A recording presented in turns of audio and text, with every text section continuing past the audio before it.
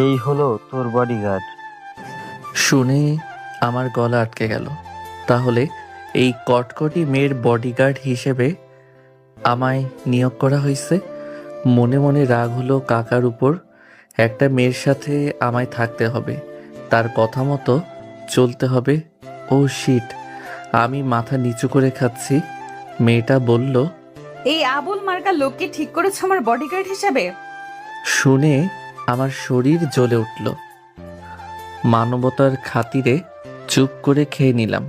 রাতে আমাকে 5 তলার একটি রুমে নিয়ে গেল বাড়ির চাকরটা।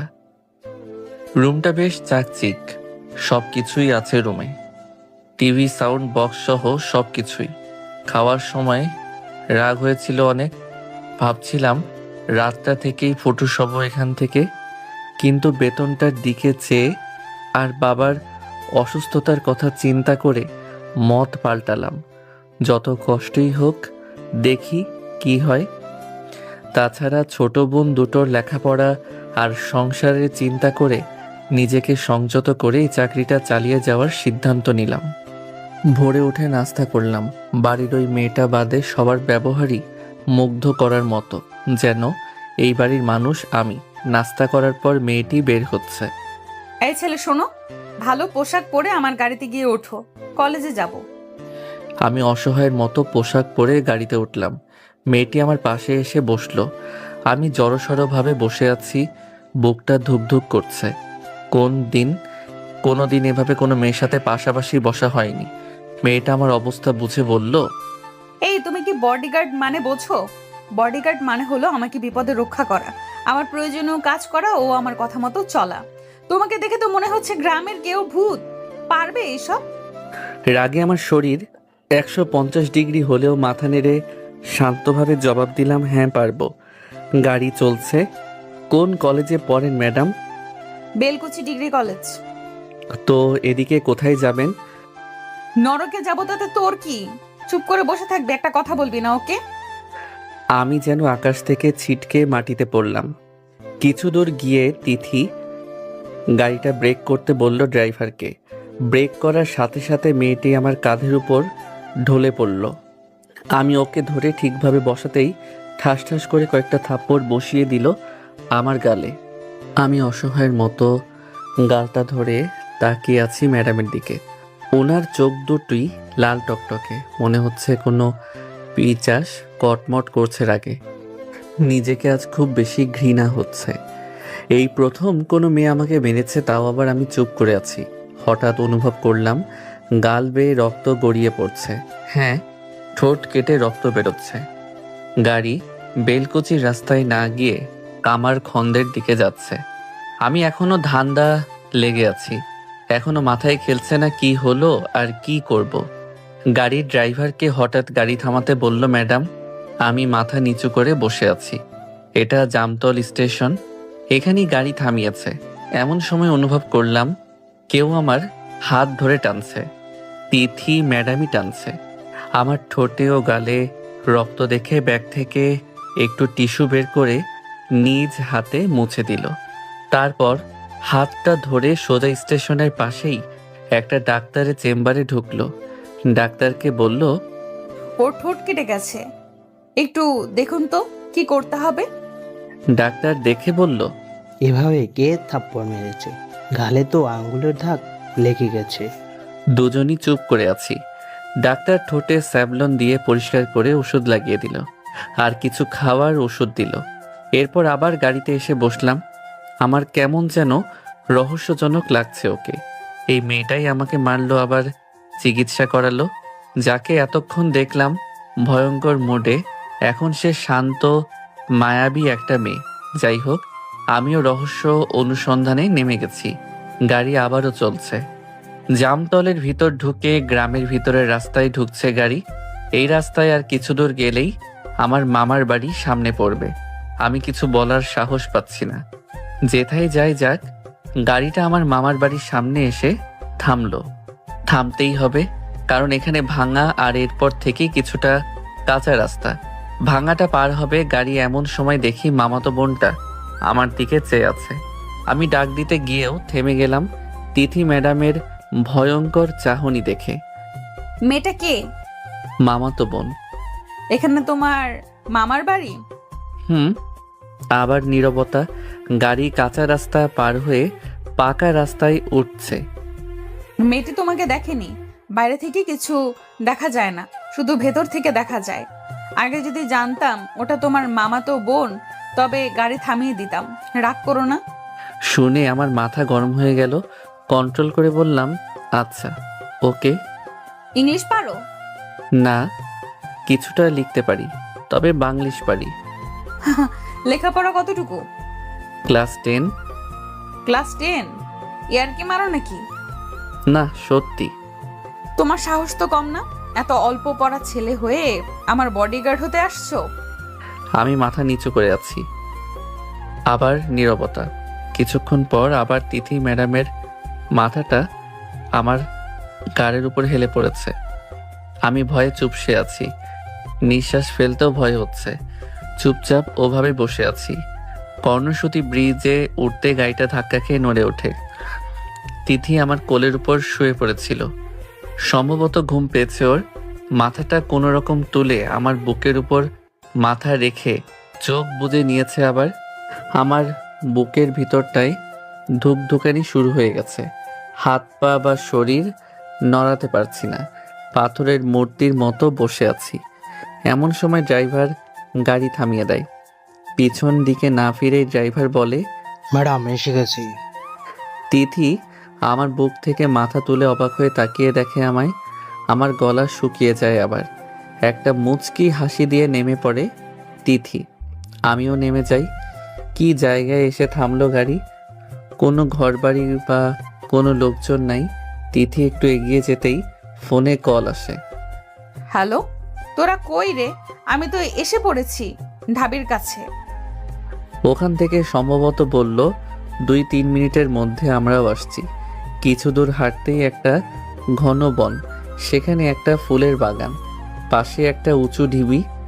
সেখানে গিয়ে বসে পড়ল তিথি ম্যাডাম। আমি ওর পাশেই দাঁড়িয়ে। এই বসো এখানে। আমি বসে ভয়ে ভয়ে বললাম, কারা আসবে? আরো থাপ্পড় খাওয়ার শখ আছে? চুপচাপ আমার সাথে থাকবে। আমার ডিউটি তুমি পালন করবে। আমার কোনো কাজে নাক গলাবে না। আমি আবার চুপ হয়ে মাথা নিচু করে বসে আছি। হঠাৎ আরেকটা গাড়ির শব্দ পেলাম। তাকিয়ে দেখি আমাদের গাড়ির কাছে আরেকটা গাড়ি থেমেছে। আমাদের ড্রাইভারের কাছ থেকে শুনে এদিকে আসছে কয়েকটা মেয়ে ও একটা ছেলে। এখান থেকে সব দেখা যায়, তবে গাড়ির নিকট থেকে এখানকার কিছুই দেখা যায় না। ওরা এখানে আসতে একটা মেয়ে এসে তিথিকে জড়িয়ে ধরে কেঁদে ফেলে। তিথি মাথায় হাত বুলিয়ে বলে, ভাবিস না মিমি, ওখানে তোদের কোনো সমস্যা হবে না। আমি ফোন করে সব বলে দিছি। আর এই নে 20,000 টাকা। এমন সময় আরেকটা মেয়ে 10 ও অন্য একটা মেয়ে 10,000 টাকা ওর হাতে দিল। তারপর ওদের সাথে আসা একমাত্র ছেলেটিকে তিথি বলে, সোহান, তুই ওকে নিয়ে কড্ডায় যাবি রিমির গাড়িতে। তারপর দুজন বাসে উঠে সোজা কক্সবাজার। এনে টিকিট। সোহান নামের ছেলেটি কাঁদো কাঁদো গলায় বলে, তোমাদের এই ঋণ আমি কখনো শোধ করতে পারবো না। তোমাদের এই উপকারের কথা আমি কখনো ভুলতে পারবো না। হয়েছে, এখন যা তোরা। আর রিমি, তোরা ওদের দুজনকে গাড়িতে তুলে দিয়ে তবে বাড়ি ফিরবি, ওকে? ওকে বলে সবাই ওই গাড়িতে উঠে চলে গেল আমাদের আসা বিপরীত রাস্তায়। আমরাও গাড়িতে উঠে যে রাস্তায় এসেছি সেই রাস্তায় রওনা দিলাম। সন্ধ্যা গড়িয়ে আধার নেমেছে। আগের মতোই একটু পরেই মাথাটা আমার বুকের উপর দিয়ে শুয়ে পড়ে তিথি ম্যাডাম। এবার একটু গভীরভাবে জড়িয়ে ধরেছে আমায়। আমি নড়তে পারছি না, কথা বলার সাহসও পাচ্ছি না। মেয়েটাকে এখনো বুঝতে পারলাম না আমি। কখনো বিষধর সাপের মতো, আবার কখনো মায়াবী পরীর মতো। এভাবেই পাথরের মূর্তির মতো বসে আছি। তিথি আমার বুকে মাথা রেখে এক হাত কাঁধের উপর দিয়ে শুয়ে আছে। কতক্ষণ পর আবার কাঁচা রাস্তায় এসেছে গাড়ি। একটু পর পর গাড়ি দোলনি খাচ্ছে আর তিথি ম্যাডামের সারা দেহ আমার দেহে মিশে যাচ্ছে। শত ভয় আর টেনশনে থাকলেও যখন একটা যুবতী মেয়ে বুকের উপর শুয়ে জড়িয়ে ধরে থাকে, তখন নিজের ভিতরে অজানা এক শয়তান দেখা দেয়। যদিও আমি এই ধরনের না, তবুও আমি কেমন জানি হয়ে যাচ্ছি। এমন সুন্দর একটা মেয়ে আমার একান্ত কাছে, ইচ্ছে করলে আমি দেহের ভিতর সাড়া দেওয়া শয়তানটাকে জাগিয়ে তুলতে পারি, ছেড়ে দিতে পারি তার নিজস্ব খেয়ালে। কিন্তু না, আমি এমন কিছু চাই না। তাছাড়া মেয়েটিকে অনেক রহস্যময় মনে হচ্ছে। ওর ভিতর ভালো ও খারাপ দুই রকমের মানুষের দেখা পাই, আর তাই আমিও ওর আসল রূপ দেখতে চাই। যত কষ্ট হয় হোক, গাড়িটা আমার মামার বাড়ির ওখানে ব্রেক করে ভাঙা রাস্তার জন্য ম্যাডাম আমার বুক থেকে উঠে পড়ে। এটা তো তোমার মামার বাড়ি না? হুম। যাবে? না, রাত হয়ে গেছে। গাড়ি আবারও চলছে। জামতল স্টেশনে আবার নামতে হলো। প্ল্যাটফর্মের কাছে একটা হোটেলে ঢুকলো ম্যাডাম। ড্রাইভারকে 200 টাকা দিয়েছে কিছু খেয়ে নেওয়ার জন্য, আর আমাকে নিয়ে হোটেলে বসলো। বিরিয়ানি খাওয়ার পর ঠান্ডা খাচ্ছি। হঠাৎ তিথি ম্যাডাম আমাকে বলল, স্মোক করো? না। করলে লজ্জা করবে না, বলতে পারো। সত্যিই করি না। ওকে চলো। গাড়ি আবার চলছে। ম্যাডাম একটু পর আবার আমার বুকের সাথে মিশে গেছে। আমি যেন ওর স্বামী বা বয়ফ্রেন্ড। কোনো অন্যরকম মনে হচ্ছে না ওর, যেন এটা খুব স্বাভাবিক একটা ব্যাপার। গাড়িটা বাসার সামনে কখন এসে গেছে জানি না। ম্যাডাম আমার বুকে এসে ঘুমিয়ে গেছে। আমিও ম্যাডামের পিঠে হাত রেখে ঘুমিয়ে গেছি। ড্রাইভারের ডাকে দুজনই জেগে গেলাম। এই প্রথম ও আমার হাতটা সরিয়ে লজ্জা পাওয়ার মতো করে ওড়নাটা ঠিক করে নিল। এই প্রথম মনে হলো ও একটা লজ্জাবতী যুবতী মেয়ে। যাই হোক, গাড়ি থেকে নেমে ম্যাডাম ড্রাইভারের হাতে কিছু টাকা দিয়ে বলল, ড্রাইভারটা বয়স্ক, তবে চাল চলনে বুঝলাম ম্যাডামের কোনো কাজে তার না নাই। যখন যা বলছে তাই করছে। অবশ্যই এতে ওনার টাকার দিক দিয়ে ভালোই লাভ হয়। যাই হোক, বাড়িতে ঢুকে আমি উপর তলায় আমার রুমে ঢুকবো, হঠাৎ ম্যাডামের ডাক, একটু পরে যাও ঘুমাতে, এদিকে আসো। সিঁড়ি বেয়ে ছাদে উঠলাম। আকাশে চাঁদ তারার আলোয় আলোকিত দৃশ্য। এই সময় ছাদে আসলে এমন দৃশ্য দেখতে পাবো তা আগে ভাবিনি। আমি দাঁড়িয়ে আছি, হঠাৎ পিঠে কোমল হাতের স্পর্শ। তাকিয়ে দেখি ম্যাডাম। আমি নিজের চোখকে বিশ্বাস করতে পারছি না। ম্যাডামের চোখ বেয়ে ঝর্ণার মতো অশ্রু ঝরছে। আমাকে বুকের মাঝে আবার মাথা রেখেছে। গাড়িতে ভেবেছিলাম ঘুমের ঘোরে হয়তো আমায় জড়িয়ে ধরেছে, কিন্তু এখন বুঝলাম ইচ্ছে করে এমনটা করেছে। যাই হোক, রহস্যের দৃশ্য সামনে আসতেই থাকছে। তিথি ম্যাডাম এখন আমায় জড়িয়ে ধরে টুকরে টুকরে কাঁদছে। পরিস্থিতির সামাল দিতে আমি ওর মাথায় হাত বুলিয়ে শান্ত গলায় বললাম, কাঁদবেন না ম্যাডাম, বলুন কি হয়েছে। একটু পর শান্ত হয়ে আমাকে ছেড়ে দিয়েছে। ড্রাইভার গাড়ি নিয়ে ফিরেছে। ছাদ থেকেই দেখলাম। আমাকে নিচে গিয়ে বোতল দুটো আনতে বলল। নিচে নেমে বোতল হাতে নিয়েই আমি অবাক। এটা হুইস্কি বোতল। আমি ছাদে এসে বোতল হাতে দিতেই ম্যাডাম আমার হাত ধরে তার রুমে নিয়ে গেল। এই প্রথম আমি ম্যাডামের রুমে ঢুকলাম। রুমে ঢুকেই আমি অবাক, এটা মানুষের ঘর নাকি স্বপ্নপুরীর পরীদের ঘর। ঘরের মধ্যে দামি দামি আসবাবপত্র সাজানো, এমন কোনো জিনিস দেখিনি যে সেটা নাই এই ঘরে। আমি ঘরে ঢুকে সোফায় বসলাম। ড্রিঙ্ক করো? করি না, তবে করতে পারি। তার মানে ইচ্ছা হয়? হুম, 2-1 দিন বন্ধুদের সাথে খেয়েছি, ভালোই লাগে। এখনো ম্যাডাম আমার দিকে চেয়ে হাসছে। এই প্রথম তিথি ম্যাডামকে মন খুলে হাসতে দেখছি। এই প্রথম তিথি ম্যাডামকে মন খুলে হাসতে দেখছি, যেন সত্যি একটা কাল্পনিক পরী। দুটো গ্লাসে ঢেলেছে মদ, সাথে একটু পানি মিশালো। আমি একটু সাহস করে ভয়ে ভয়ে বললাম, একটা কথা বলবো? বলো। আপনি এসব প্রায় দিনই খান নাকি? আগে খেতাম না, কিছুদিন হলো বেশি খাই। কেন জানতে পারি?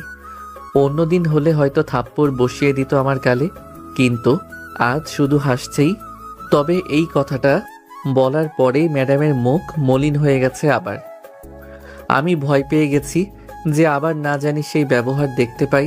তার চেয়ে বড় কথা, এমন সুন্দর হাসিটা হারিয়ে গেল আমার এই জানতে চাওয়ায়। তুমি কি প্রেম করেছো বা ভালোবাসো কাউকে? না, করিনি। এই গরিবের সাথে প্রেম করবে কে?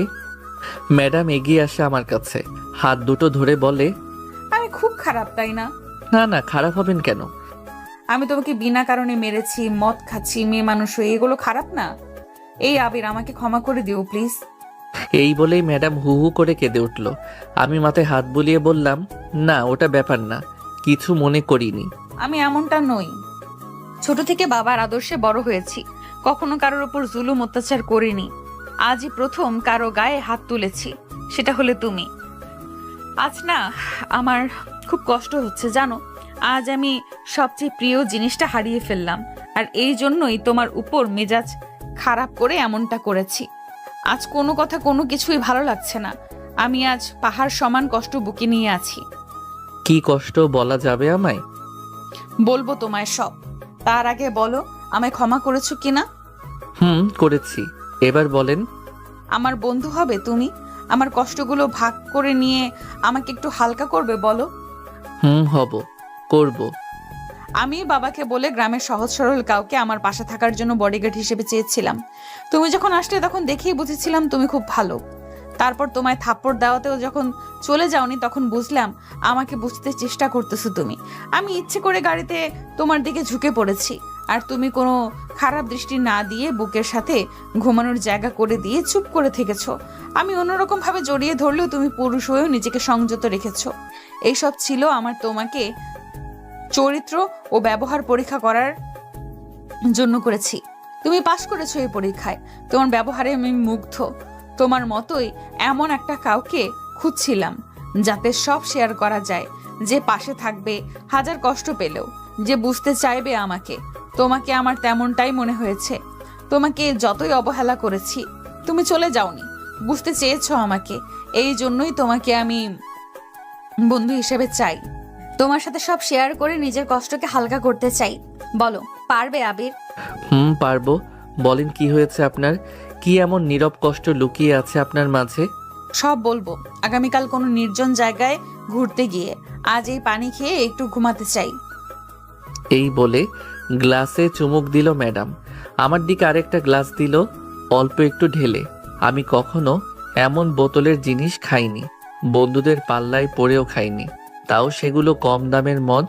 কষ্ট হলেও যেটুকু দিয়েছে খেয়ে নিলাম।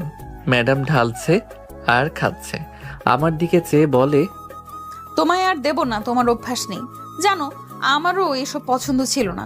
আমার বন্ধু বান্ধবীরা অনেক সময় এগুলো খাওয়ার পার্টি দিত, আমাকে ডাকতো সেই পার্টিতে, কিন্তু আমি যেতাম না।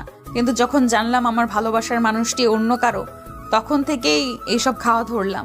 এখন নিয়মিত খাই কষ্টগুলো ভুলে থাকার জন্য। ম্যাডাম কাঁদছে আর গ্লাসে চুমুক দিচ্ছে। এভাবে এক বোতল শেষ। মনের অজান্তে আমার চোখ বেয়ে জল গড়িয়ে পড়ছে।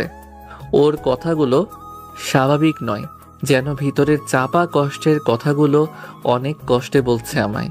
আমি উঠে গ্লাস আর বোতল কেড়ে নেই। আর খাবেন না, অনেক হয়েছে।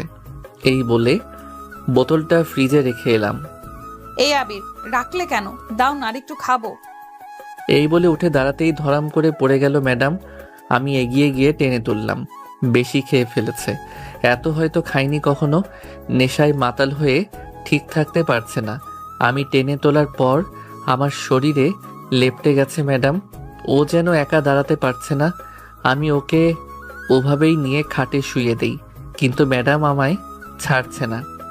প্লিজ আবির, যেও না। আমার কেমন যেন লাগছে, মাথা ও শরীর ঘুরছে। আমাকে একটু জড়িয়ে ধরো প্লিজ। হ্যাঁ সত্যি, ও কেমন জানি করছে। ওকে ছাড়েন, আমি দরজাটা আটকে আসি। দরজা আটকে আমি খাটে উঠে ওর মাথায় হাত বুলাই। ও আমায় টেনে ওর পাশে শোয়ায়। আমি একটা মেয়ের কষ্টের সাথী হতে, তার বিপদে পাশে থাকতে ভুলেই গিয়েছি আমি পুরুষ। ম্যাডাম যখন তার বুকের সাথে আমায় জড়িয়ে ধরলো, আমার মনে মনে বলছি, আমি কি করব এখন? আমি অনুভব করছি তিথি ম্যাডাম কন্ট্রোল রাখতে পারছে না নিজেকে, ওর শরীরটা কাঁপছে। আমি ওকে বুকের মধ্যে নিয়েছি। কোনো লোভ লালসা নেই দেহে মনে, শুধু মেয়েটার কথা ভেবেই এইভাবে শুয়ে আছি। এইভাবে অনেকক্ষণ যাওয়ার পর ধীরে ধীরে চোখ বুজে ঘুমিয়ে যায় ম্যাডাম। মধ্যরাতে ঘুম ভেঙে যায় আমার। চেয়ে দেখি এখনো ম্যাডাম জড়িয়ে ধরে রয়েছে আমাকে তার বুকের মাঝে। যেন কত আপন আমি, কত জনমের আত্মার আত্মীয়। মায়াবী মুখটা আমায় কাছে টানছে। ভিতরের পুরুষ নামক শয়তানটা জাগ্রত হচ্ছে। এই প্রথম আমার ইচ্ছে হচ্ছে ওকে আদর করি, ওর শরীরে মিশিয়ে দেই আমার শরীর। পরক্ষণেই আবার মনে হয়, কি ভাবছি আমি? একটা মেয়ে কত বিশ্বাস করে আমায় তার কাছে রেখেছে, একটু নিজেকে সামাল দিতে আমার বুকে ঠাঁই নিয়েছে, আর আমি তার এই সরলতার সুযোগ নেব, তার এই সুন্দর নিষ্পাপ মনে লাগিয়ে দেব কলঙ্কের দাগ। ছি ছি, কি ভাবছি আমি? ও থাকুক আমার বুকের মাঝে, আমার কষ্ট হয় হোক, নিচ থেকে ওকে ধরবে না। ভোর হয়ে গেছে, ম্যাডামের ডাকে ঘুম ভেঙে গেছে। এই ওঠো, তোমার রুমে যাও তাড়াতাড়ি, উপরে কেউ এসে পড়বে। আমি তাড়াহুড়ো করে নিজের রুমে যাই, একটু পরে বাথরুমে যাই, ফ্রেশ হয়ে খাওয়া দাওয়া করলাম, রুমে শুয়ে আছি। হঠাৎ ম্যাডাম এসে হাত ধরে টেনে বলে, ওঠো তো, আজ ক্লোজ ডোরে যাব, চলো। সিরাজগঞ্জ বড়পোলের উপর দিয়ে গাড়ি চলে গেল ক্লোজারে। দুজন একটা পাথরের ঢিবিতে বসে আছি, দুজনই নীরব। হঠাৎ হাতে হাতে স্পর্শ পেলাম, দেখি ম্যাডাম কাঁদছে। জানো, যাতে টাকা দিয়ে কক্সবাজার পাঠালাম ওরা কারা? ওরা দুজন আমার বন্ধু। যার সাথে ওরা গিয়েছিল ওরাও আমার বন্ধু। সবাই একসাথে চলতাম, বেড়াতাম। এইভাবে চলতে চলতে সোহান আমার মনের মধ্যে চলে আসে। ওকে যত দেখি ততই পাগল হয়ে যাই। এক সময় মনে হয় ওকে ছাড়া আমি বাঁচবো না। আমি অনেকবার ওকে ভালোবাসার কথা বলতে গিয়েও বলতে পারিনি। ভেবেছিলাম এক সময় বলবো, কিন্তু একদিন ওকে বলতে গিয়ে আমার জীবনের সবচেয়ে কষ্টের দৃশ্যটা দেখেছিলাম। সেদিন ছিল ভালোবাসা দিবস। আমি আগে থেকেই ঠিক করেছিলাম ভালোবাসা দিবসেই ওকে মনের কথা জানাবো। আমি সেদিন সব বন্ধুদের যমুনা ইকো পার্কে আসার জন্য ইনভাইট করি। সবাই যায় পার্কে, আমি খুব সেজেছিলাম সেদিন। প্রিয়জনকে আজ ভালোবাসার কথা বলবো তাই। তবে মনের মধ্যে ভয় ছিল অনেক। ভেবেছিলাম সোহান কি ভালোবাসবে আমাকে। ঠিক করলাম মিমিকে দিয়ে জানাবো ওর কাছে আমার মনের কথা, কারণ মিমির সাথেও বেশি কথা বলে। আমি পার্কে যেতেই দেখি ওরা সবাই বসে আছে যমুনা সেতুর গোড়ার দিকে। আমি এগিয়ে গেলাম, কিন্তু সোহান আর মিমিকে দেখলাম না। ওদের কথা বলতেই বলল তারা একটু মজা করছে ওই দূরে বসে। আমি তাকালাম ওই দিকে, একটু দূরে সোহানের কোলে মাথা রেখে বসে আছে মিমি, আর পরম মমতায় মাথায় হাত বুলিয়ে আদর করছে সোহান। আমি আকাশ দেখার মতো চমকে গেলাম। আমার বন্ধুরা কাছে এসে বলল, কি রে চমকে গেলি কেন? আমরা এখানে এসে দেখে চমকে যাই। দেখি দুজন আমাদের আগে এসেছে। আমরা আসতে দুজন জড়িয়ে ধরলো আমাদের সামনেই। আমরা কিছু বলার আগেই মিমি বলল, আমরা দুজন দুজনকে বেশ কিছুদিন আগে থেকেই ভালোবাসি। একটা ভালো দিনে তোদের জানাবো ভেবেছিলাম। আর যখন তিথি সবাইকে এখানে আসতেই বললো, ভাবলাম এই সুযোগে তোদের জানিয়ে দিই আমাদের ভালোবাসার কথা। একটু বলেই থেমে যায় ওরা। তখন আমার ভেতরটা ফেটে যাচ্ছিল। আমার মনের রাজকুমার আজ অন্য কারো হয়ে গেছে, তাকে ভালোবাসি বলার আগেই হারিয়ে গেছে। আমি কষ্টে কথা বলতে পারছিলাম না, ওরা আমায় বলছিল। আমি কষ্ট চেপে মুখটা একটু হাসির ভাব করে বললাম, না রে থাক, এসব বাদ দে। তোদের যে কারণে ডেকেছি সেটা বলবো। আগে সোহানার মিমিকে এখানে ডাক। হাত ইশারায় ওদের ডাক দেয়। ওরা আসার পর আমার কথা শুনতে চায়, কিন্তু আমার সব কথা যে হারিয়ে গেছে, কি বলবো ওদের। তবুও মনের মধ্যে কষ্টগুলো চেপে সোহানার মিমির দিকে চোখ নিয়ে বললাম, তোরা তো বেশ কিছুদিন ধরে প্রেম প্রেম খেলছিস। এটা আমি আগেই বুঝতে পেরেছিলাম, তাই আজ সবাইকে একসাথে করেছি যে তোরা এই প্রেম কতদিন চালাবি, আর বিয়েটা কবে হবে তোদের। সোহান আমার দিকে চেয়ে বলল, তোদের এই ঋণ কোনোদিন শোধ করতে পারবো না, তোদের এই উপকারের কথা কোনোদিন ভুলতে পারবো না। কবেই তো করতাম বিয়ে, কিন্তু মিমের বাবা আমার সাথে বিয়ে দিবে না। জানিস তো ওর বাবা কত বড় লোক মানুষ। জানিয়েছিল মিমি ওর বাবাকে, কিন্তু রাজি হয়নি। ভেবেছি দুজন পালিয়ে বিয়ে করে দূরে কোথাও থাকবো, একসময় ঠিকই মেনে নেবে সবাই। কিন্তু আমার কাছে টাকা পয়সা নেই, আর ওকে নিয়ে যাব কোথায়? সোহান এই কথাগুলো বলতে গিয়ে কেঁদে ফেলেছে। আমি ওর মাথায় টোকা মেরে বলি, এই পাগল কাঁদছিস কেন? এর জন্য তো তোদের ডাকছি। 7 দিন পর তোরা দুজন বের হবি, সোজা চলে যাবি কর্ণসূতি, ওই ফাঁকা জায়গায়। সেখানে আমরা আড্ডা দিতাম। আমি টাকার ব্যবস্থা করে রাখবো, আর তোরা যাবি কক্সবাজার আমার মামার বাসায়। সব বলে ঠিক করে রাখবো, কোনো সমস্যা হবে না। এই কথাতে সবাই সায় দিল তখন, এবং অন্য বন্ধুরাও কিছু কিছু করে টাকা দিতে চাইলো। তারপর গতকাল দেখলেই তো, ওদের পাঠিয়ে দিলাম। এইটুকু একটা না বলেই ম্যাডাম ফুপিয়ে কাচ্ছে, কথা বলতে পারছে না, শ্বাসটা যেন বন্ধ হয়ে যাচ্ছে ওনার। আমি জড়িয়ে ধরেছি তিথি ম্যাডামকে, কিন্তু হঠাৎ ম্যাডাম হাত পা ছড়িয়ে চোখ বুজে ফেলে। আমি তাড়াতাড়ি ওকে গাড়িতে তুলে নিয়ে যাই হাসপাতালে নেওয়ার পর ম্যাডামের মা বাবাকে ফোন করে জানাই আমি। ওর বাবা মা দ্রুত আসে। ততক্ষণে ডাক্তার বের হয়ে আসে, আমার সামনে এসে বলে, রোগী আপনার কি হয়? আমি ম্যাডামের মা বাবাকে দেখিয়ে বললাম ওনাদের মেয়ে। ডাক্তার আমাকে একটু আড়ালে নিয়ে বলে, রোগীর দেহের ভিতরে অবস্থা তেমন ভালো না, যত তাড়াতাড়ি সম্ভব ঢাকা নিয়ে যান, ওনার কিডনিতে সমস্যা। এরপর তিথি ম্যাডামকে নিয়ে বাসায় যাই। 2-3 দিন এভাবে যাই। আমি ওর মা বাবাকে ওর অসুখের কথা জানাই। ওর বাবা বলে কালকেই ওকে নিয়ে যাব। ম্যাডাম হয়তো ব্যাপারটা বুঝতে পেরেছে যে তার বড় অসুখ হয়েছে ভিতরে। সেদিন বিকেলে ও আমাকে নিয়ে বের হয় ঘুরতে।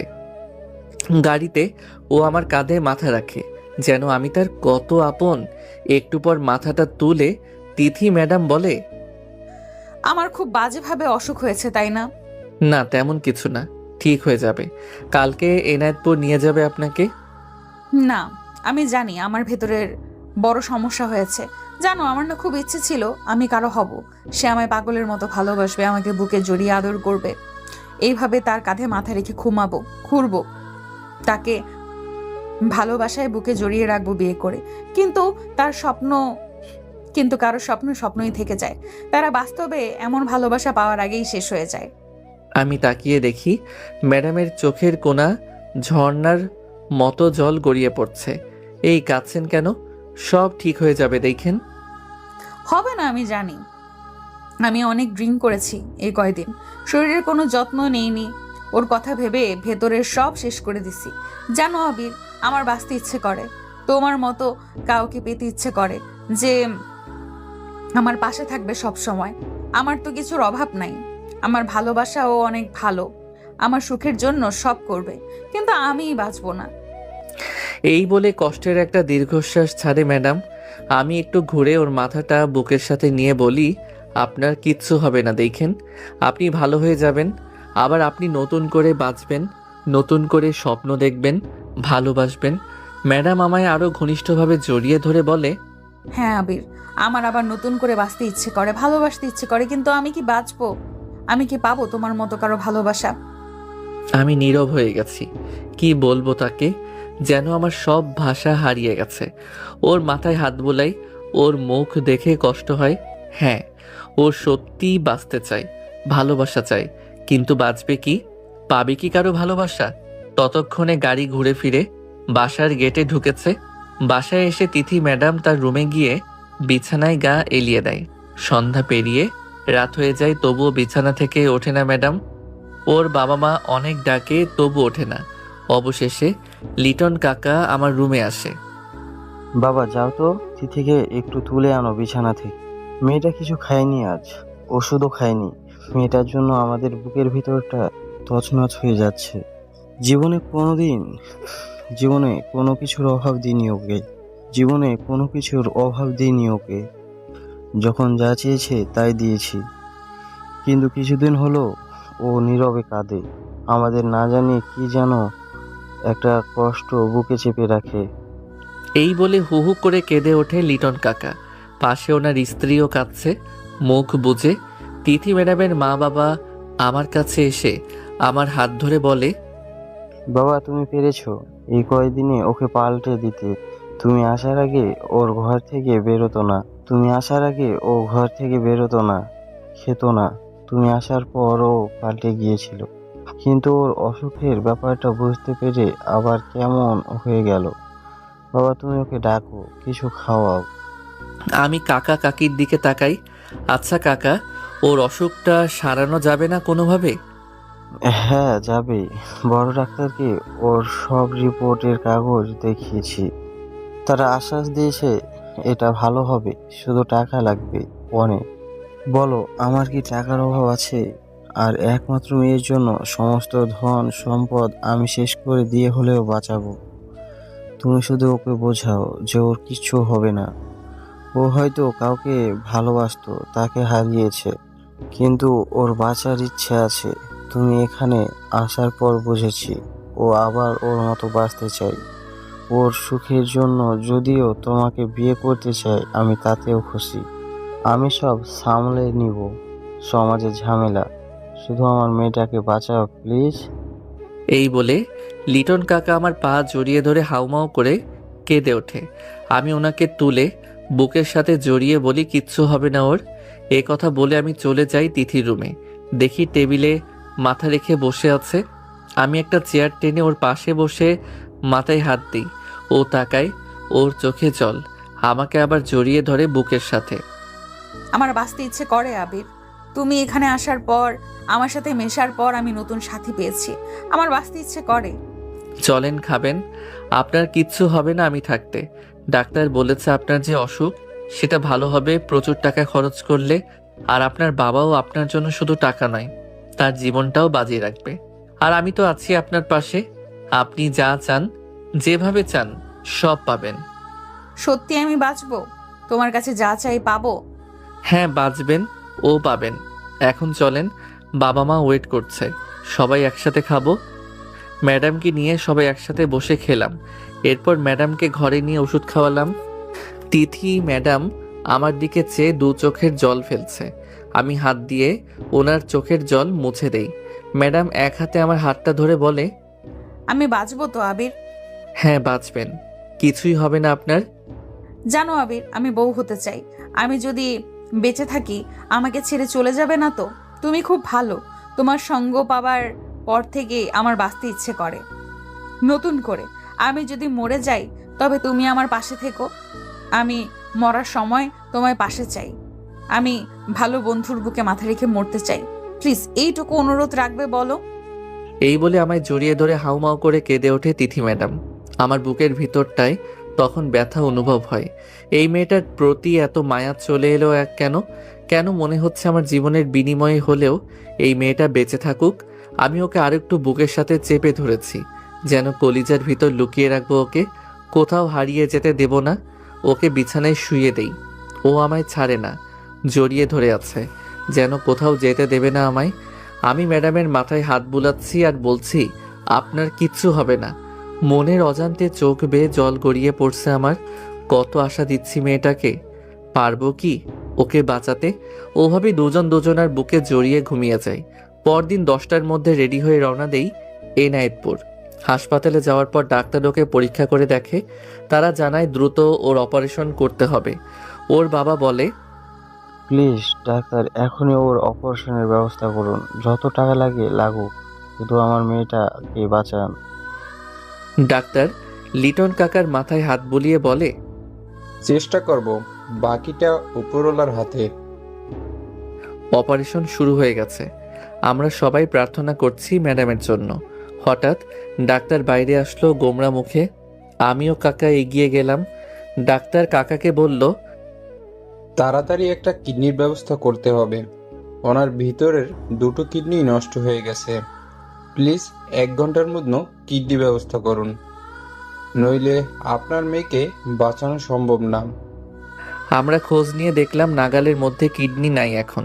কাকা সাথে সাথে বেরিয়ে পড়লো গাড়ি নিয়ে। 10 মিনিট 40 মিনিট পার হয়, তবু কাকা আসে না, ফোনও ধরে না। আমি ডাক্তারকে একটু দূরে নিয়ে কথা বললাম। অনেক অনুরোধ করার পর ডাক্তার রাজি হলো। অপারেশন শুরু হয়ে গেছে আবার। বাইরে কাকা এসেছে, কিডনি পাইনি পরে জেনেছিলাম। একটু পর ডাক্তার বের হয় হাসি মুখে, বাইরে সবার কাছে এগিয়ে গিয়ে বলে, অপারেশন সাকসেসফুল। লিটন কাকা কাঁদছিল এতক্ষণ কিডনি না আনতে পেরে। ডাক্তারের মুখে এই কথা শোনার পর চোখের পানি মুছে অবাক চোখে বলে, সত্যি ডাক্তার, আমার দিদি বাঁচবে? হ্যাঁ, বাঁচবে। এই বাঁচার পথ দিয়েছেন আপনাদের সাথে আসা আবির নামের ছেলেটি। ওর একটা কিডনি দান করেছে আপনার মেয়েকে। আমি আর তিথি পাশাপাশি বেডে শুয়ে আছি। আমি অনেক আগেই চোখ খুলেছি, চেয়ে আছি ওর দিকে। এখনো মন বলছে আমি কি কিডনি দিয়েও ওকে বাঁচাতে পারলাম না? ডাক্তার তো বলল অপারেশন সাকসেসফুল, তবে তিথি ম্যাডাম চোখ খোলে না কেন? হঠাৎ দেখি ম্যাডাম নড়ে উঠছে। চোখ আস্তে আস্তে খুলে তাকাচ্ছে চারপাশে। সবাই রুমে এসেছে, সবাই ওকে ঘিরে আছে। শুধু লিটন কাকা আমার পাশে বসে আমার হাত ধরে কাঁদছে, মাথায় হাত বুলিয়ে বলছে, তুমি আমার মেয়েকে বাঁচিয়েছো, তোমার কাছে আমি চিরঋণী হয়ে গেলাম বাবা। ওইদিকে তিথি ম্যাডাম। বাবা আর আবির কই? ওদেরকে তো দেখছি না। লিটন কাকা উঠে যায় ওর কাছে, বলে, এই তো মা, আমি। আবির কই বাবা? ও আমার এমন মুহূর্তে পাশে নেই কেন? লিটন কাকা ফুপিয়ে কাঁদে আর বলে, ও তো ওই যে ওই বেডে শুয়ে। ওর কি হয়েছে বাবা? বেডে শুয়ে কেন? তোকে বাঁচাতে ও ওর একটা কিডনি দান করেছে, নইলে তোকে বাঁচানো যেত না। ডাক্তার আমায় কিডনি আনতে পাঠায়, অনেক জায়গায় খুঁজেও 1 ঘন্টার মধ্যে কিডনি না পেয়ে ফিরে এসে শুনি আবির তোকে কিডনি দিয়ে বাঁচিয়েছে। আমি এসব এই বেডে শুয়ে শুনছি, হঠাৎ কান্নার আওয়াজ পেলাম। তিথি ম্যাডাম কাঁদছে। আমি উঠে আসতে চাইলাম একা। ডাক্তার আমায় ধরে নিয়ে তিথির পাশে বসালো, ওর চোখের পানি মুছে দিলাম আমি। আবির, আমি আর একটা জিনিস চাই, দিবে আমায়? সব দেব, বলো কি? তোমায়, তোমার ভালোবাসা চাই, দিবে? দেব। আগে সুস্থ হই আমরা দুজন। 3 সপ্তাহ একসাথে বিছানায় ছিলাম দুজন। এরপর আজ মোটামুটি সুস্থ দুজনই। আমি শুয়ে আছি, লিটন কাকার কাকি আমার রুমে আসলো। তোমাকে আমার মেয়ের জন্য ভিক্ষা চাই বাবা। শুধু আমার মেয়েটাকে বিয়ে করবে বলো বাবা, বলো করবে কিনা। ম্যাডামের জন্য আমি সব করব, বাট আপনারা যদি আমার মা বাবাকে রাজি করাতে পারেন। ঠিক আছে, আমরা এখনই তোমার মা বাবার কাছে যাব, তোমাকে আমার মেয়ের জন্য ভিক্ষা চাইবো। এই বলে চোখ মুছতে মুছতে বের হয়ে গেল কাকা ও কাকি। ওনারা যাবার পর তিথি ম্যাডাম রুমে ঢোকে, আমার পায়ের কাছে বসে, পা দুটো ধরে কাঁদে আর বলে, তুমি আমার জন্য কিডনি দিলে, আমাকে নতুন জীবন দিলে, আর আজ আমার জন্য নিজের মন, নিজের ভালোবাসাও দিতে রাজি হলে বাবা মার কাছে। এত কিছু আমায় কেন দিলে তুমি বলো? আমি তো তোমাকে কিছুই দিলাম না, তুমি একাই দিয়ে গেলে শুধু। বলো আজ কি চাও তুমি? যা চাইবে তাই দেব, যদি আমার জীবনটাও চাও তোমার হাতে তুলে দিব। এই বলে আমার পা জড়িয়ে কাঁদতে থাকে তিথি ম্যাডাম। আমি উঠে ওকে টান দিয়ে বুকের মাঝে টেনে নেই। কিছুই লাগবে না, শুধু আপনার মনের ভালোবাসা দিয়ে এভাবে এই বুকের মাঝে জড়িয়ে রাখেন আমায় জনম জনম। ম্যাডাম আরো শক্ত করে ধরে আমায়, একটু পর মুখটা তুলে কপালে একটা চুমু দেয়। এইভাবেই রাখবো তোমায় জনম জনম, তবে আমায় আপনি নয় তুমি করে বলবা, ওকে? ওকে। আমি ওর চোখের দিকে তাকাই, দুজনই হেসে উঠি। হঠাৎ করে ম্যাডাম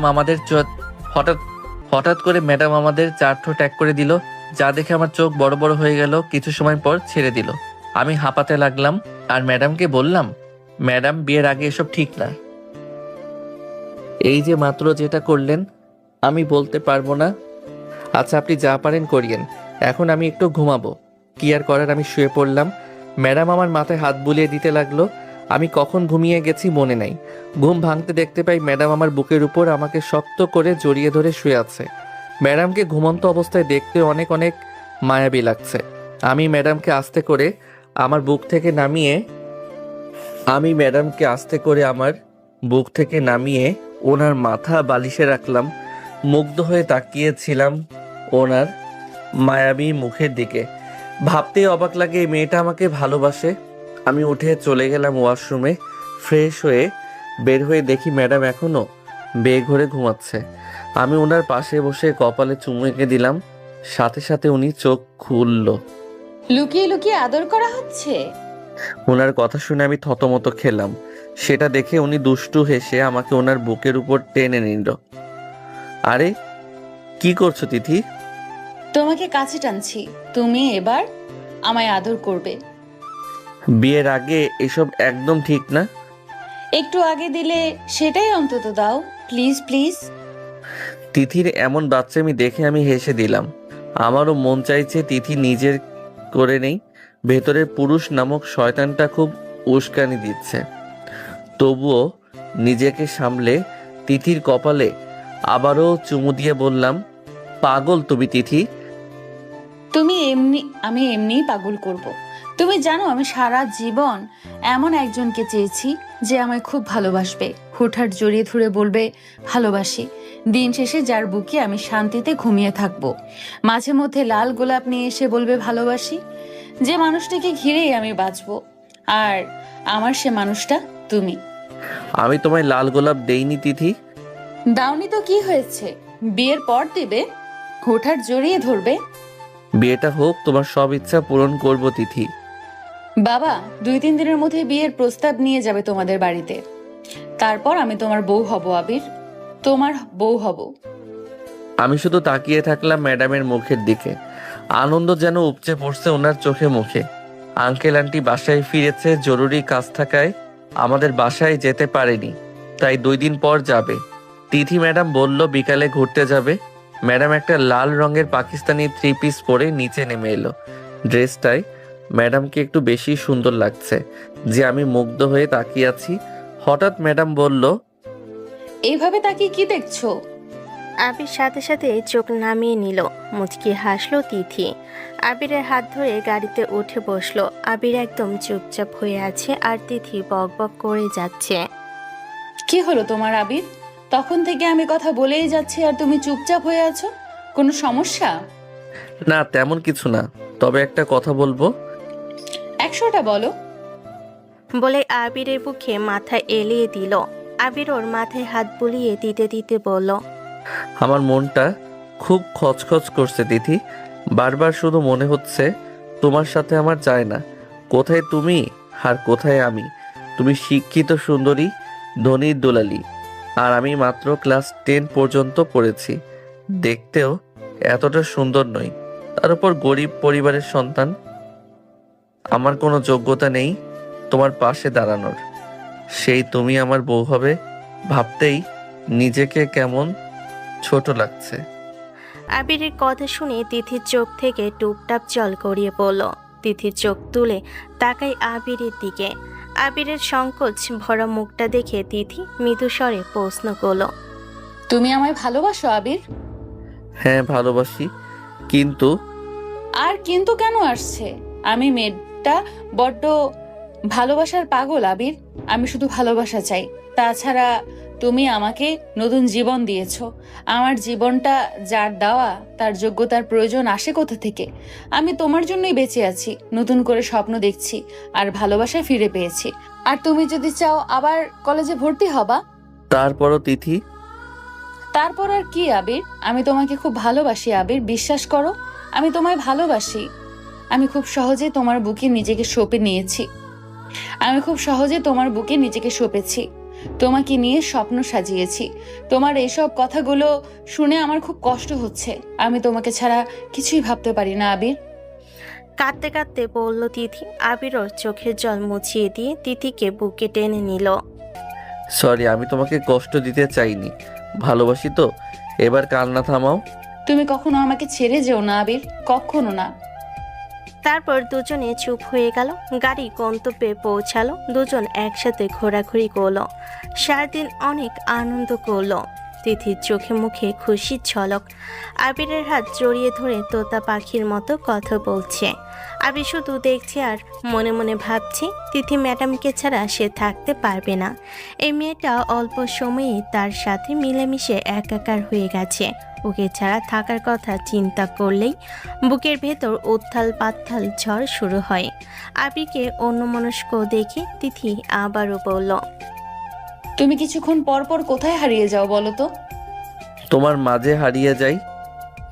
মুচকি হাসলো তিথি। সেই হাসিতে আবারও ঘায়েল হলো আবির। একটানে ওকে বুকে টেনে নিল। তিথিকে জড়িয়ে ধরে হাঁটছে আবির। সারাদিন দুজনে ঘোরাঘুরি করলো। সন্ধ্যার পরে দুজন হাসতে হাসতে বাসায় ঢুকলো। লিটন সাহেবের চোখ জুড়িয়ে গেল দুজনকে একসাথে দেখে। তিথি আবিরের হাত ছেড়ে দিয়ে দৌড়ে গিয়ে ওর বাবার গলা জড়িয়ে ধরে আহ্লাদ করে বলল, বাবা আজ আমরা অনেক আনন্দ করেছি, সারা বিকেল একসাথে ঘুরেছি। খুশি হয়েছে তুমি তিথি? খুব খুব খুশি বাবা। তোমার খুশিতে আমরাও খুশি। বাবা একটা কথা বলি? বলো। আমি খুব তাড়াতাড়ি আবিরকে বিয়ে করতে চাই। বলেই তিথি দৌড়ে নিচের রুমের দিকে চলে গেল। মেয়েকে লজ্জা পেতে দেখে লিটন শেফ শব্দ করে হেসে দিল। আবিরকে ডেকে তিনি পাশে বসালেন। ওর দুহাত নিজের হাতের মুঠোয় নিয়ে বলল, তোমাকে অনেক ধন্যবাদ বাবা আমার মেয়েটাকে এত ভালোবাসার জন্য। আমি কালই যাব তোমার বাবা মার কাছে তোমাদের বিয়ের প্রস্তাব নিয়ে। শুধু একটা অনুরোধ করব তোমাকে, তিথি আমার একমাত্র মেয়ে, ওকে কখনো কষ্ট দিও না। ওর চোখে জল আমি সহ্য করতে পারি না। আবির ওনাকে আশ্বস্ত করে বলল। আমি চেষ্টা করব কাকা ওকে খুশি রাখার। আবির লিটন সাহেবের থেকে বিদায় নিয়ে রুমে চলে আসলো আর ভাবছে, সত্যি আমি এত সহজে তিথির মতো মেয়েকে পেয়ে যাব? আবির রাতের খাবার খেয়ে রুমে আসলো, কিন্তু অস্থিরতা কাটাতে পারল না। কিছুক্ষণ নিজের রুমে পায়চারি করে ছাদে গেল। ছাদে যেতেই অবাক হয়ে গেল, তিথি ম্যাডাম বসে আছে ছাদের কার্নিশে। আবির গিয়ে ওর পিছনে দাঁড়ালো। তখনই শুনতে পেল, আমার শুধু ইচ্ছে করে তোমার সঙ্গে বসে থাকি, হঠাৎ করে তোমার গায়ে গোপনে হাত রাখি, রাখতে রাখতে সাহস হবে, সাহস থেকে প্রেম, বুঝবে আমি শেকড়গুলো কিভাবে ছাড়লাম। আমার শুধু ইচ্ছে করে তোমার সঙ্গে ভাসতে ভাসতে সবটা নদী বুকের কাছে পেতে। আবির মুগ্ধ হয়ে শুনল তিথি এত সুন্দর করে আবৃত্তি করছে। কবিতার প্রত্যেকটি লাইনে গভীরভাবে আবিরকে উপলব্ধি করেছে মেয়েটা। তিথি আবারও আকাশ পানে তাকিয়ে বলল, আমি তোমাকে ভালোবাসি আবির, ভীষণ ভালোবাসি। আমি তোমাকে ভালোবাসি দিদি। হঠাৎ করে আবিরের কণ্ঠ শুনে তিথি একটু চমকে যায়। পিছন ফিরে আবিরকে দেখে ও ছুটে এসে আবিরকে জড়িয়ে ধরল। দুপা পিছিয়ে গেল আবির। নিজেকে সামলে আবির ও তিথিকে জড়িয়ে ধরল। তিথি ওর বুকের মধ্যে সিটিয়ে গিয়ে বলল, আমায় ডাকুনি কেন? আমি তো ভেবেছি তুমি ঘুমিয়ে গেছো, তাই তো ছাদে এলাম। আমারও ঘুম আসছিল না, তাই ছাদে এলাম। তখনই শুনতে পেলাম তোমার আবৃত্তি। ও, অনেকটা সময় কাটালো ওরা একে অন্যকে জড়িয়ে ধরে দাঁড়িয়ে আছে। আবির দুহাতে আগলে রাখলো তিথিকে। এই মেয়েটা প্রথম দিন থেকে তার বুকের নিচে জায়গা করে নিয়েছে। পাকাপোক্তভাবে তিথি নিচে জায়গা করে নিয়েছে আবিরের বুকে। আবির আদুরে গলায় ডাকলো, তিথি। হুম। আচ্ছা, তোমার ভয় করে না? কেন? সব সময় এভাবে আমার বুকে লেপ্টে থাকো, যদি কখনো উল্টাপাল্টা কিছু হয়ে যায়।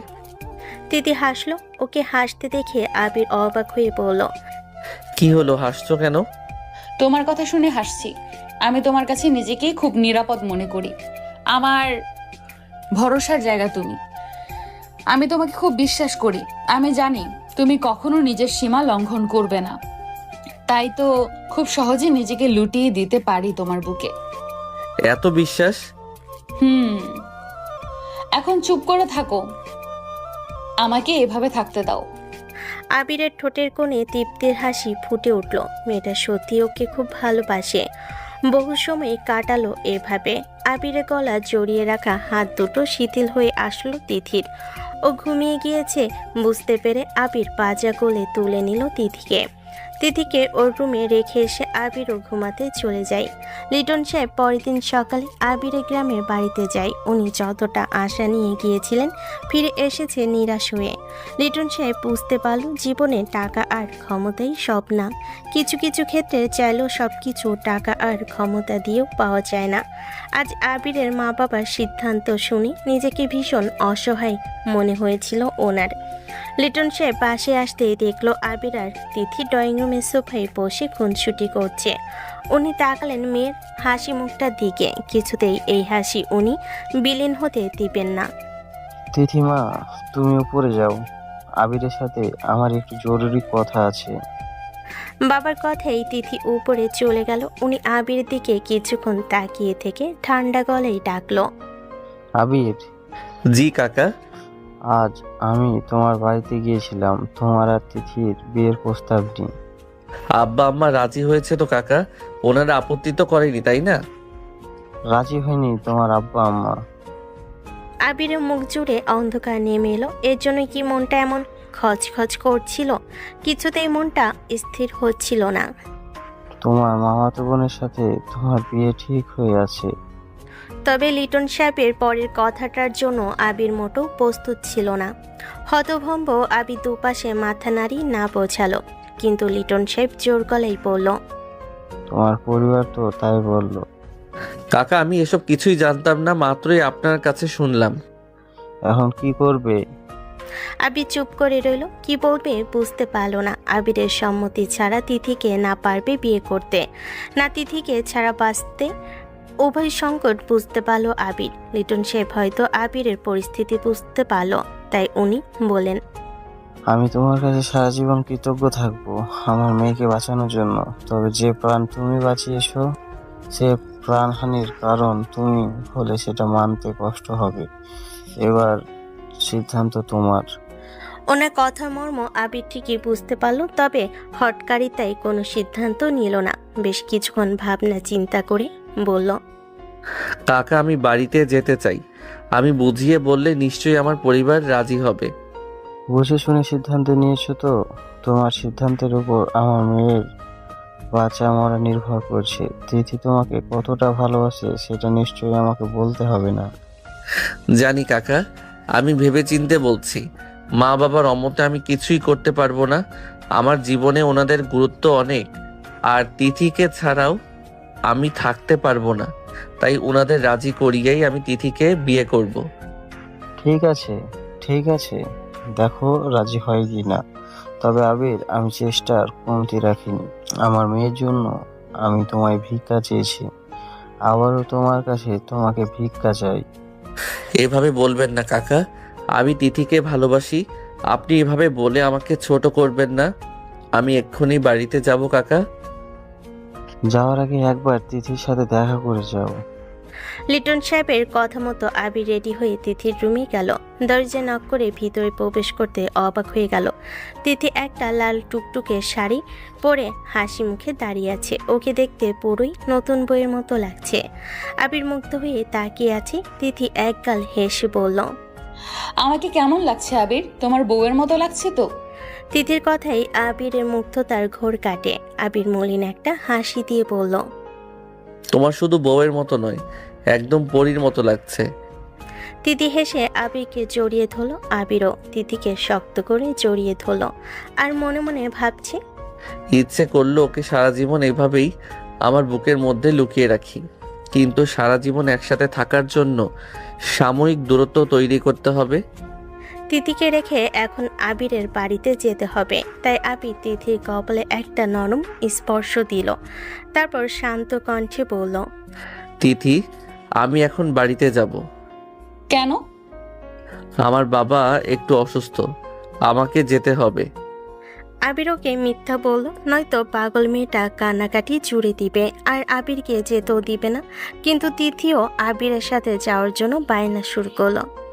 আমাকেও তোমার সাথে নিয়ে চলো আবির। না, এখন না। আমাদের বাড়িতে এখন তোমাকে নেওয়া যাবে না।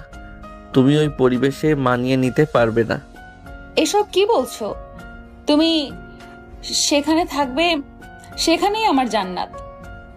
তুমি থাকলে আমি সব পরিবেশেই থাকতে পারবো। ভালো লাগায় আবিরের মনটা পুলকিত হলো। তবে ওর পরিবারের কথাটা মনে আসতেই তিথিকে আবারও নিজের বুকের সাথে শক্ত করে জড়িয়ে ধরল। ওকে বোঝানোর ভঙ্গিতে বলল, আমি সেটা বলিনি। তোমাকে আমার কাছে নেওয়ার জন্য তো একটু প্রস্তুতি প্রয়োজন, সেটাই বলেছি। 2 দিন আমাকে একটু সময় দাও, তারপর একবারের জন্য তোমাকে আমার কাছে নিয়ে যাব। আবিরের ভালোবাসাময়ী বাক্যে তিথি মেনে গেল। আবির ওকে রেখে ঠিকই গেল, তবে মনটা খুব ছটফট করছে। অজানা আশঙ্কায় বারবার আবিরের হৃৎপিণ্ডকেও যেন কামড়ে ধরল। তুই ভাবলি কি করে ওই বড় লোক বাবার আদরে দুলালিকে আমাদের বাড়ির বউ করে আনবো? ওই মেয়ে এই বাড়িতে এসে করবে সংসার? পারবে শ্বশুর শাশুড়ি সেবা করতে? আমরা কখনো ওই মেয়েকে তোর বউ হিসেবে মানবো না। আবির তাকিয়ে রইল তার মা বাবার দিকে। এত বোঝানো বড় এসব বলছে। এই নিয়ে কয়েক দফা কথা কাটাকাটি হয়েছে মা বাবার সাথে। আবিরও এবার বলল, আমি বিয়ে করলে তিথিকে করব, তাও তোমাদের সম্মতিতে। তোর ওই আশা কখনো পূরণ হবে না। তাছাড়া তোর বিয়ে নিঝুমের সাথে ঠিক করে রেখেছি আমরা। আমি নিঝুমকে কখনো নিজের বোন ছাড়া অন্য নজরে দেখিনি। বিয়ে করা অসম্ভব। সম্ভব, তাও কালই তোদের বিয়ে হবে। আবি যেন আকাশ থেকে বলল, কাল বিয়ে মানে কি? ও জেদি গলেই বলল, আমি তিথিকে ভালোবাসি। নিকুচি করি তোর ভালোবাসার। বলে আবিরের মা ওকে ঘরে আটকে রেখে গেল। আবির যেন অথই জলে পড়ে গেল। এমনিতেই বুকটা পুড়ছে আবিরের তিথির জন্য। মেয়েটা ওকে ছাড়া বড্ড পাগলামি করছে। সকালে কল দিয়ে কান্নাকাটি জুড়ে দিয়েছে। কোনো রকমে যদি আবিরের বিয়ের কথাটা শুনি তবে কি অবস্থা হবে সেটা ভেবে আবিরের হাত পা ঠান্ডা হয়ে যাচ্ছে। তিথি আর টিকতে পারল না আবিরকে ছাড়া। বাবার আদরে দুলালি আবদার করলো বাবার কাছে। মেয়ের মুখের দিকে তাকিয়ে না করলো না। লিটন সাহেব তিথিকে নিয়ে উনি রওনা দিল আবিরের বাড়িতে। তিথিরা যখন পৌঁছালো তখনই ছোট্ট করে বিয়ের আয়োজন চলছে আবিরের বাড়িতে। কি হচ্ছে এখানে বাবা? চলো ভিতরে গিয়ে দেখি। ভেতরে কি হচ্ছে সেটা বুঝতে পেরে তিথির পায়ের তলা থেকে মাটি কেঁপে উঠল। আবিরের পাশে কেউ বসে আছে আবিরের মামাতো বোন। ওকে তিথি দেখেছে একবার। তিথি বাকরুদ্ধ হয়ে তাকিয়ে আছে। লিটন সাহেব চেঁচিয়ে উঠল, এসব কি হচ্ছে আবির? তুমি আমাকে বলেছিলে নিজের মা বাবা মানবে যাতে তারা তিথিকে মেনে নেয়, সেটা না করে তুমি বিয়ে করছো। লিটন সাহেবের কথাই উপস্থিত সবাই ওনাদের দিকে তাকায়। আবির এতক্ষণে খেয়াল করলো তিথিকে। মেয়েটা দুচোখ পেয়ে অশ্রুকণা ঢল নেমেছে। আবিরের হৃদয়টা যেন কেউ থেতলে দিয়েছে। ও শুধু তিথির দিকে তাকিয়েছিল। আবিরের মা বাবা তেড়ে ফুঁড়ে এলো লিটন সাহেবের দিকে। আপনি আমাদের বাড়িতে কেন এসেছেন? এক্ষুনি বেরিয়ে যান। আমাদের ছেলের বিয়ে ভাঙতে বাগড়া দিতে এসেছেন মেয়েকে নিয়ে? ভালোই ভালোই চলে যান, নয়তো গ্রামের লোক ডেকে এক করবো আমরা। আবিরের মা বাবা নানা কথাই অপমান করতে লাগলো লিটন সাহেব ও তিথিকে। এসবের মাঝেই তিথি হুশজ্ঞান হারিয়ে শুধু আবিরকে দেখতে লাগলো। হঠাৎ আবিরের মায়ের ধাক্কায় তিথি ওর দিক থেকে চোখ সরিয়ে নিল। নির্লজ্জ মেয়ে, এখান থেকে এক্ষুনি বেরিয়ে যাও। তিথি পড়ে যেতে নিলে লিটন সাহেব মেয়েকে চাপটে জড়িয়ে ধরল। চিৎকার দিয়ে উঠল আবির। তিথি! আবির ছুটে এলো তিথির কাছে। লিটন সাহেবের কাছ থেকে ওকে টেনে নিল নিজের বুকে। কারোর তোয়াক্কা করলো না। ঠিক আছো তুমি?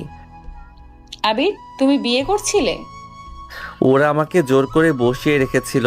তিথি কবুল বলিনি, আমি বলতামও না। আবিরের কথা শুনে তিথি ঠুকরে উঠল।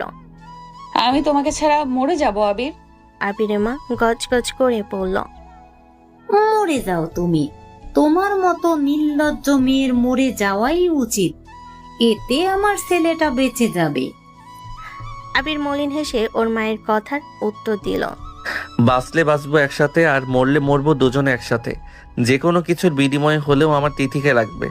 তোমরা কি ভেবেছো তিথি ছাড়া আমি অন্য কাউকে বিয়ে করতাম? কখনো না। বিনিময়ে মরে যেতাম, তবু আমার তিথিকে অন্য কাউকে কবুল করতাম না। বিয়ে করে বাসর ঘরে নয়, উল্টো কবরে যেত আমার লাশ। না আবির, এমন কথা বলো না। তোমাকে ছাড়া আমি কি করে বাঁচতাম? তিথি খাচ্ছে আবিরকে জড়িয়ে। আবির কথায় ওর মা বাবা হতভম্ব হয়ে যায়। ওনার এতটা সিরিয়াসলি নেননি বিষয়টা। তখন লিটন সাহেব চোখে পানি নিয়ে বলল, আপনাদের কাছে আমি হাত জোর করছি, ছেলে মেয়ে দুটোকে আলাদা করবেন না। ওরা একজন আরেকজনকে ছাড়া বাঁচবে না। নিজেদের স্বার্থ বাদ দিয়ে ওদের মেনে নিন। আল্লাহর দোহাই লাগে। লিটন সাহেব তাকে অনেক বুঝিয়ে তার কোম্পানি এক এমপ্লয়ির সাথে নিঝুমের বিয়ে ঠিক করে দিল। সেই সন্ধ্যায় সাদামাটা আয়োজনে বিয়ে হয়ে গেল আবির আর তিথির। বিয়ের পর তিথি রয়ে গেল আবিরদের বাড়িতে। কোটিপতি বাবার একমাত্র রাজকন্যা। 800 টাকার একটা সুতি শাড়ি পরে অপেক্ষা করতে লাগলো তার স্বামীর। আবির রুমে এসে দেখলো তিথি জানালার পাশে দাঁড়িয়ে আছে, পরনে একটা তাঁতের শাড়ি। আবির সামনে যেতেই দেখলো ঘামে ভিজে আছে তিথির ফর্সা মুখখানা। এসিতে অভ্যস্ত মেয়েটা। তোমার খুব কষ্ট হচ্ছে তিথি? না তো, আমি ঠিক আছি। আবির আলনা থেকে গামছা এনে তিথির মুখটা মুছিয়ে দিতে দিতে বলল, হয়তো তোমার বাবার মতো এত বিলাসবহুল জীবন তোমাকে আমি দিতে পারবো না, তবে সাধ্য অনুযায়ী ভালো রাখার চেষ্টা করব।